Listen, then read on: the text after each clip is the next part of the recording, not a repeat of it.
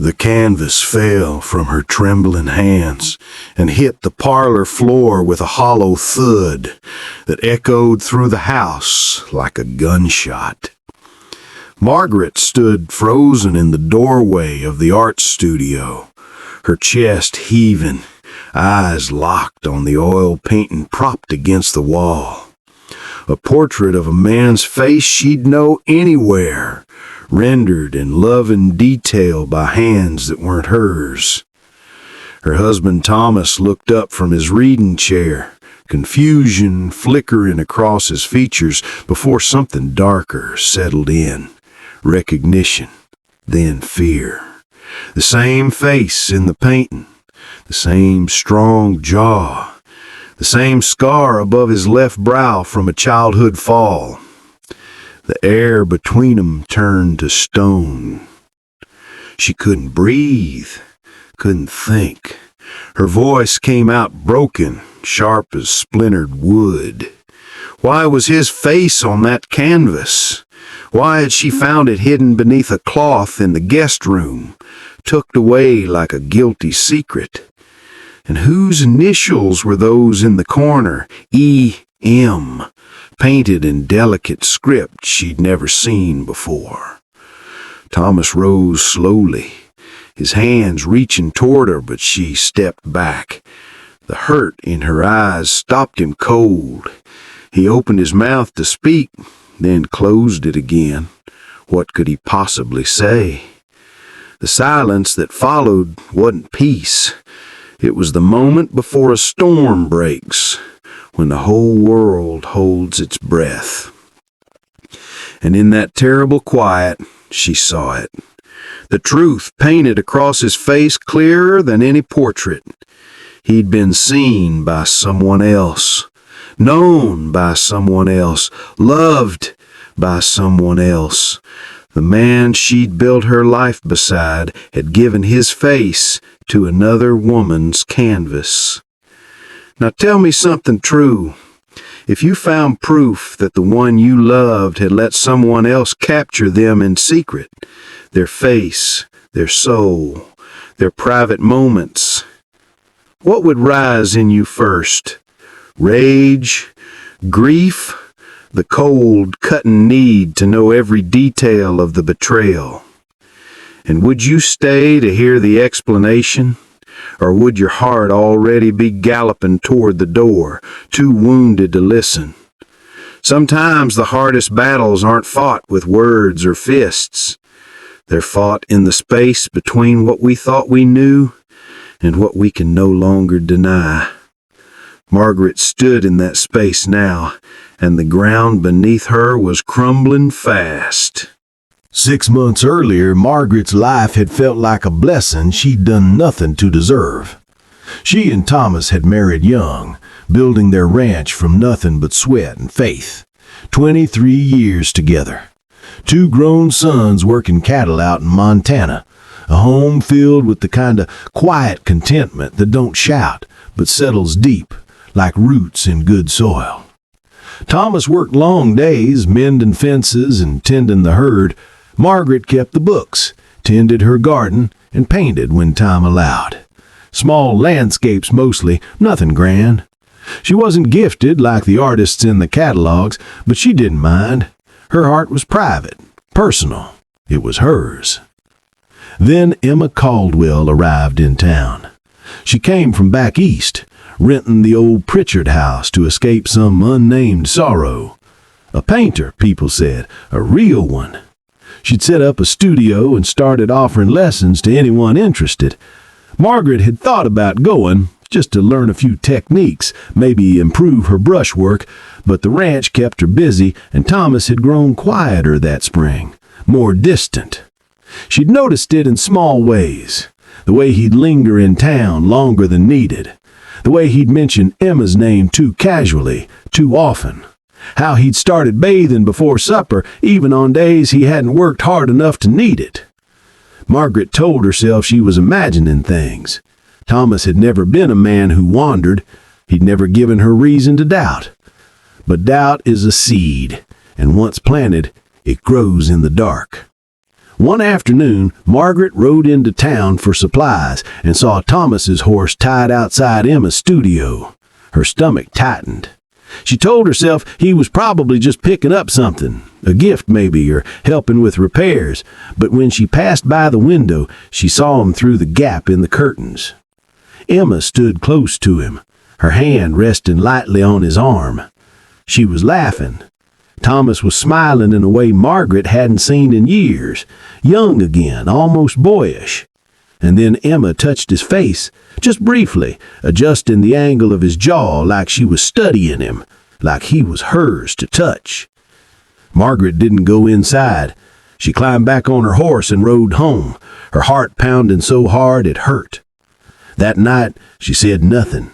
Thomas came home late, smelling faintly of turpentine and lavender. He kissed her forehead like always, but it felt different, hollow, like he was going through the motions of a marriage that had become routine. She wanted to ask, wanted to scream, but fear kept her silent. Fear that asking would make it real, that knowing would shatter everything. So she watched and waited, and the distance between them grew. Thomas started disappearing on Saturday afternoons, claiming he had business in town or work that couldn't wait. Margaret followed him once, staying far enough behind that he wouldn't notice. He went straight to Emma's studio, stayed for hours. When he finally emerged, Emma stood in the doorway, watching him leave with a look that Margaret recognized because she'd worn it once herself, the look of a woman in love. The betrayal wasn't just possibility anymore. It was truth, walking around in daylight, daring her to face it. But still, Margaret said nothing. She kept cooking his meals, mending his shirts, sleeping beside him in a bed that felt colder every night. She told herself that maybe it was innocent. Maybe they were just friends. Maybe she was being foolish. Until the day Emma left town. No goodbye, no explanation, just gone. The studio locked up and the house emptied out overnight. Thomas came home that evening looking gutted, hollow-eyed, like someone had carved out something vital and left him bleeding on the inside. She asked him what was wrong. He said he was tired, just tired. And she almost believed him, almost let it go. Almost convinced herself that whatever had happened was over now, and they could go back to the way things were. But 3 weeks later, she found the painting.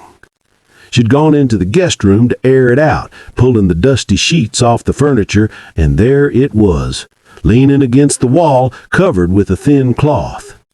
Curiosity made her lift the corner, and there he was, Thomas, captured in oil and color, his eyes gazing out at her with an intimacy that stole her breath. Not the Thomas she knew, the tired rancher with calloused hands and sun-weathered skin. This was the Thomas someone else saw, younger, softer, loved. The initials in the corner confirmed what her heart already knew. E.M. Emma had painted him, had studied his face long enough to memorize every line, every shadow, had loved him enough to immortalize him. And he'd let her.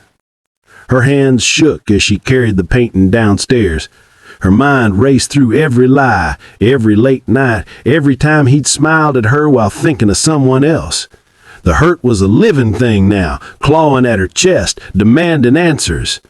When Thomas came through the door that evening, she was waiting. Thomas stood there, the truth finally stripped bare between them, and for a long time he didn't speak. The weight of his silence was an admission all on its own. When he finally found his voice, it came out broken. He told her everything. Emma had been lonely.